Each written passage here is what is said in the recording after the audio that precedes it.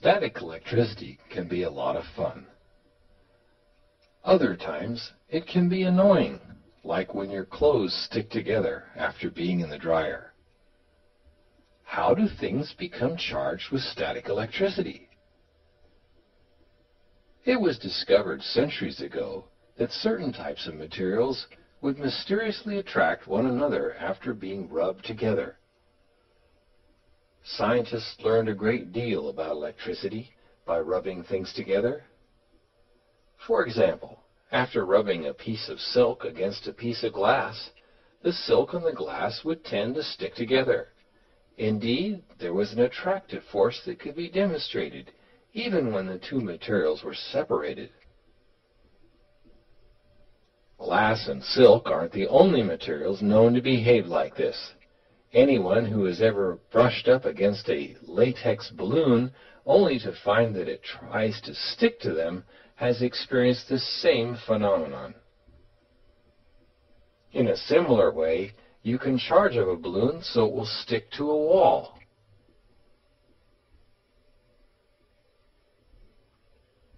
In fact, given enough charge, almost anything can stick to you.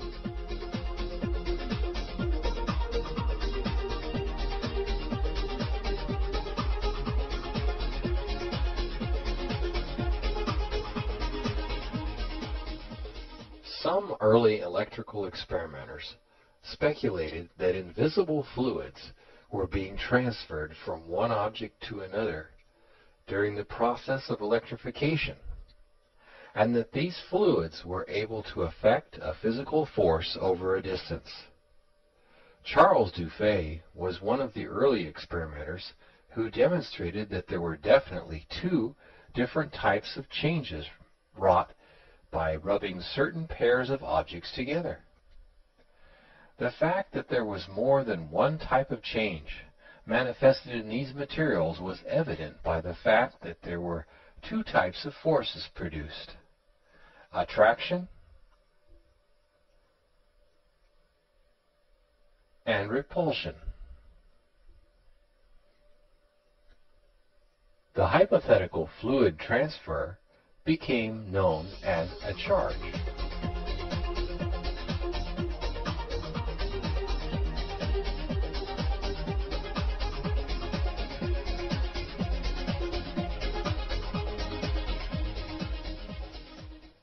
Matter is anything that has weight or mass and takes up space.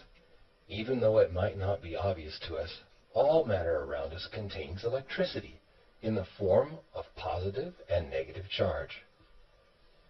Electric charges push and pull on each other over a distance. As we have discussed before, like charges will repel each other and unlike charges attract each other.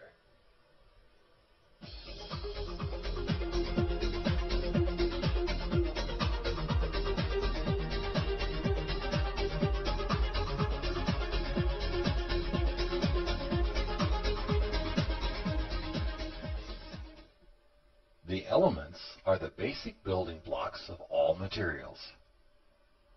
This box contains a sample of each element in a small bottle. Theoretically, you could take the elements in these bottles to make any known substance by assembling them into molecules and crystals. A molecule is the smallest particle of a chemical element or compound that has the chemical properties of that element or compound. Molecules are made up of atoms that are held together by chemical bonds. These bonds form as a result of the sharing or exchange of electrons among atoms. Atoms of certain elements bond readily with each other. For example, such elements as oxygen and chlorine readily form bonds with other atoms. The atoms of some elements do not easily bond with other atoms.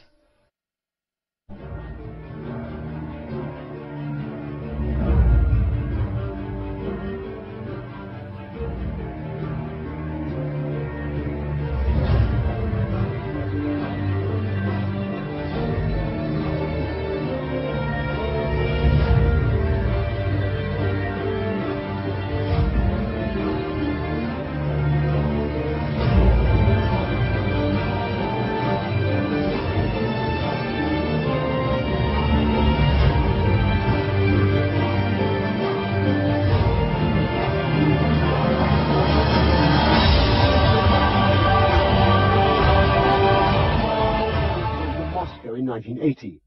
A physicist named Alexander Chinetsky was working along similar lines to Tesla, although on a laboratory scale. In addition to his measurements, he had a crude system of light bulbs to indicate power output. Under certain conditions, high voltages and high pulse rates, he stumbled upon a startling effect. He writes of a surge of power at the heart of the apparatus and a sharp increase in power output. Over a period of 4 years, his research indicated this apparatus could generate 5 times the power it consumed. Few of the scientific establishment in Russia or elsewhere took his claims seriously, but one top physicist from the West, interested in fringe science, did go to see Chinetsky in 1991. We went to see his device. It was a very sort of dramatic demonstration.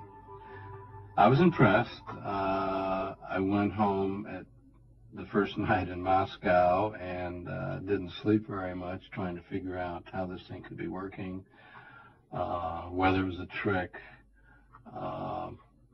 what principles could truly be involved. Chinetsky's papers talk of tapping the energy of the vacuum, language very reminiscent of Tesla. And a report published by the Russian news agency Novosti describes some of the extraordinary potential implications of his research, not least a new and non-polluting power-generating industry. Stimulated by what he'd seen, Puthoff finalized arrangements for Chinetsky to continue his work in the US. The Russian died suddenly in 1992. No one has taken up his research.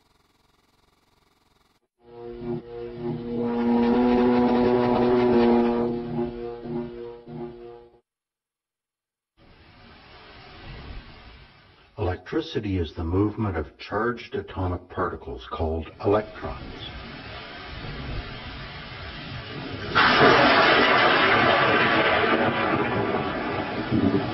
Moving electrons create the drama and power of a lightning strike. They also light up your room when you flip the switch.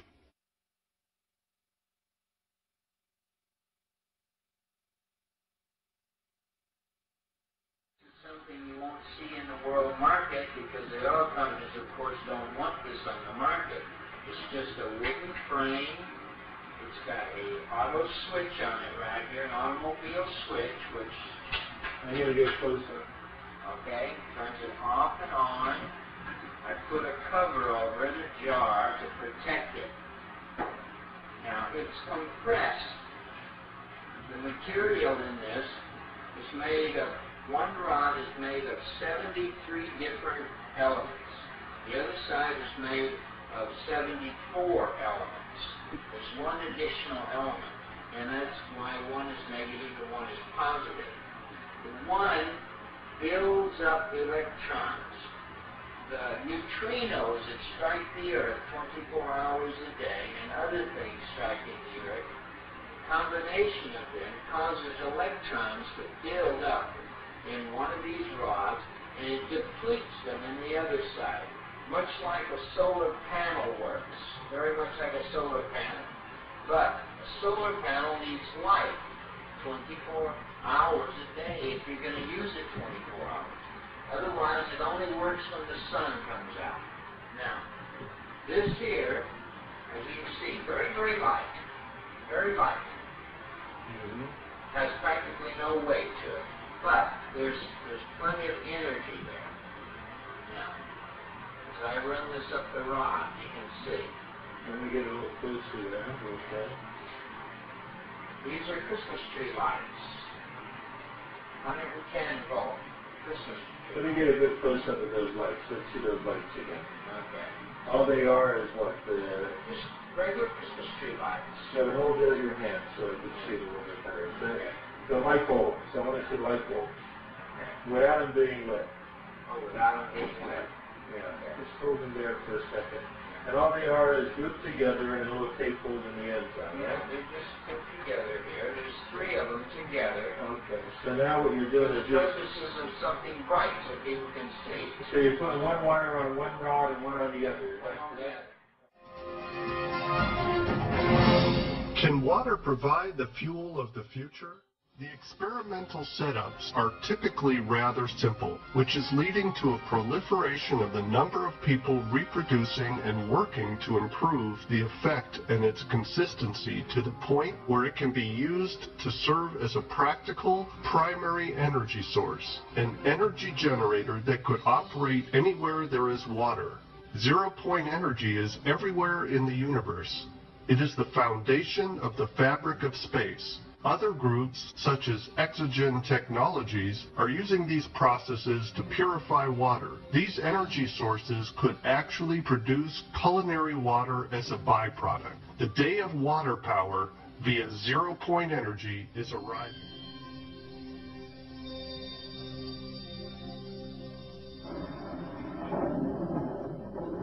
There's electricity in the air. It's a common expression and one that's true.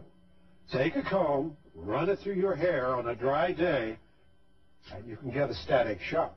Sure, it's electricity, all right, but could it also be tapped to produce sufficient energy we could all use? Benjamin Franklin is credited as being the inventor of the electrostatic motor back in the 1700s, but its power output was modest. The Wimshurst electrostatic generator is a high-voltage mechanism developed in the 1800s, which can be hand or self-started and will produce dramatic sparking while charging Leyden jars. Today, it's used in teaching about electricity, but its practical applications are considered inconsequential. A high-tech variation of the Wimshurst device is the Testatica, or Swiss ML converter. Developed by Paul Baumann of the Maternitzer community in Switzerland during the 70s, this free energy device is a marvel that has been in operation for more than 20 years, supplying electricity to the small, self-sufficient Christian community. Many technical experts have come away stumped by its excess output. However, because the community feels that the majority of mankind is not ready to be responsible for such unlimited energy, they're keeping the technology under wraps until such time the world is spiritually prepared. Other researchers, like Dr. Oleg Jefamenko, continue to pursue real-world applications for harnessing the electrostatic motor. His accomplishment, I feel, is the best, is that he used a specific type of electret, which is a waxy substance which holds charge, and it's like in many ways a magnet, electrical analog of a magnet. And he's achieved a 0.1 horsepower motor, which is a small device. So, and this runs continually on atmospheric electricity.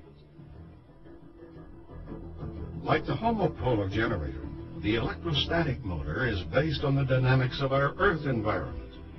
As with wind and solar power, they offer real, sustainable alternatives that, with only modest gains of efficiency, could contribute to the replacement of our current dependence on fossil fuels. Are we clever enough to learn from the clues our planet is providing? Right now we have the entrenched energy monopolies and cartels. You know, we have OPEC and we have the 7 sister oil companies that control all the oil and energy. But what people have to understand is that the people who run the energy business in this world, which is the biggest business on the planet, turning over $4 to $5 trillion a year, it's bigger than guns and drugs, it's bigger than defense. They control the newspapers, they control the governments. But these companies are so big that they regulate the government, which regulates them. It's not free. Nothing is free. But cheap and efficient energy exchange